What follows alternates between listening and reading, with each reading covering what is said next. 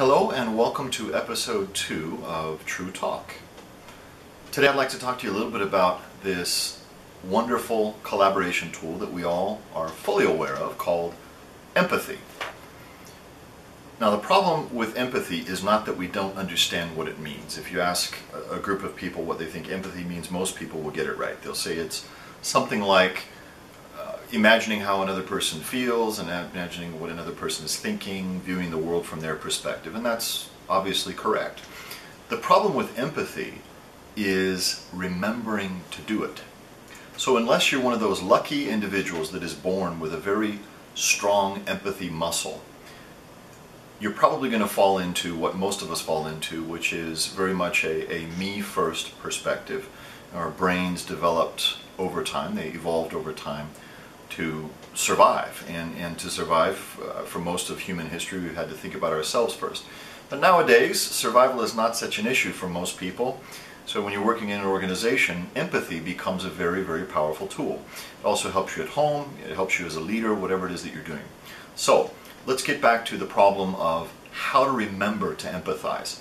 I'm going to recommend that you set up empathy mechanisms in your daily schedule that are linked to specific situations where it helps to think about what the other person is feeling or thinking.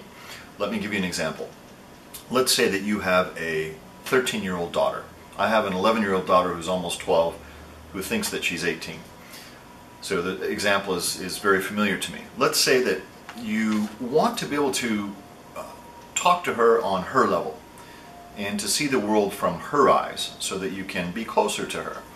And unfortunately, lately you've been behaving like a typical parent where you hear something that she says and you judge it, or at least you make her feel like you're being judgmental.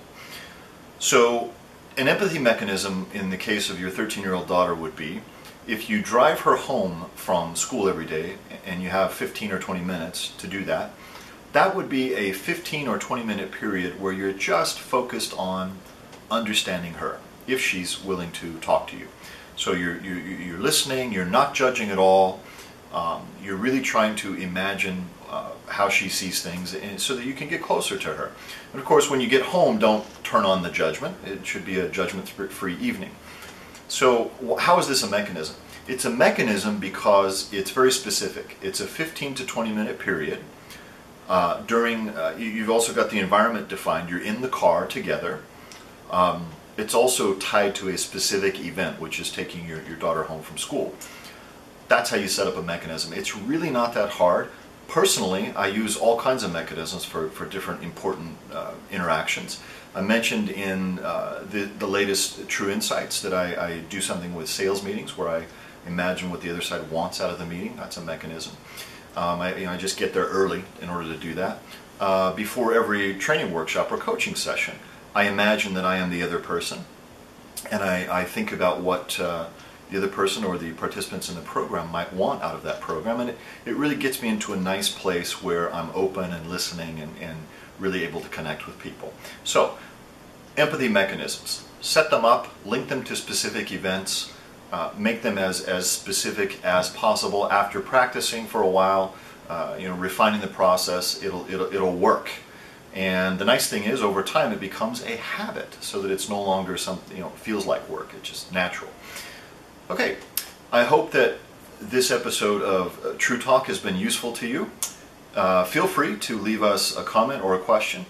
Thank you very much.